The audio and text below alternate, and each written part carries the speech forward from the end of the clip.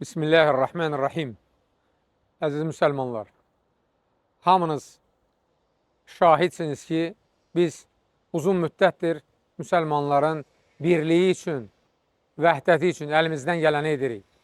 Hətta bu xüsusda 3 dildə kitab hazırlamışıq. Azərbaycan, Rus, Türk dillərində. Kitabın adı belədir, Müsəlmanların birliyinə çağırır. Və bu kitabı yayandan sonra, bu dəvəti yayandan sonra mən nəyi müşahidə etmişəm, onu sizə deyim.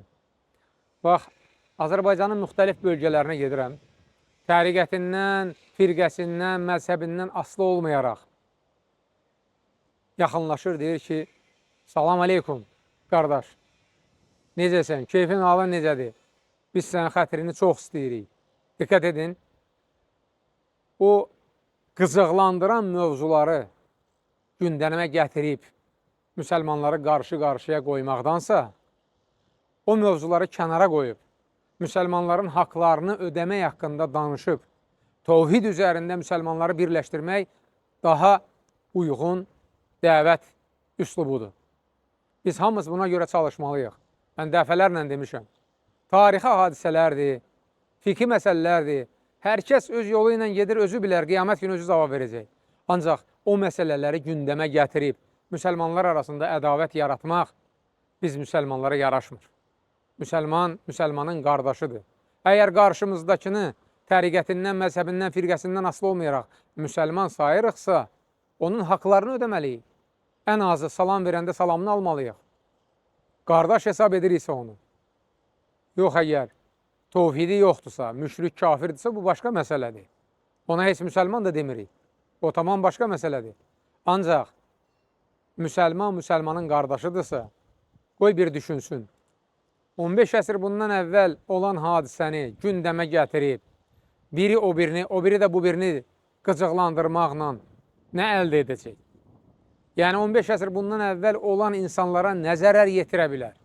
Abu Bakra, Ömərə, Osmana, Əliyə radiyallahu anhum. Məsələn, xavariclər Əli ibn Əbi Talibi kafir sayır, Osmanı kafir sayır.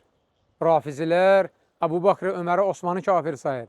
Yəni bununla güya onlar onu kafir saymaqla Allah Taala o 4 möhtərəm insanı əbədi olaraq cəhənnəmə salacaq? Əlbəttə ki, yox. Allah Subhanahu taala onları 15 əsrdə ucaldır. Dünyanın bütün dillərində onlara radiyallahu anhum deyilir. Bundan sonra da qiyamətə qədər deyiləcək. Amma indiki dövrdə biri o birini həmin o məsələləri qabardaraq, gündəmə gətirərək, qıcıqlandırmaqla sadəcə olaraq bugünkü gün müsəlmanların arasına ədavət salırlar. Vay onların halına. Biz bunun qarşısını almaq üçün əlimizdən gələni edirik.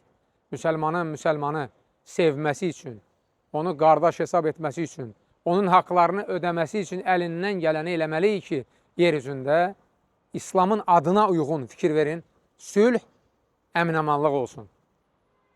Allah Subhanahu taala hamımız üçün istəyim budur ki, necə ki İbrahim aleyhissalam dua edib. Rabbi cəal hədə bələdən əminən və cünubnə və bəninə ən nə'budul əsnam.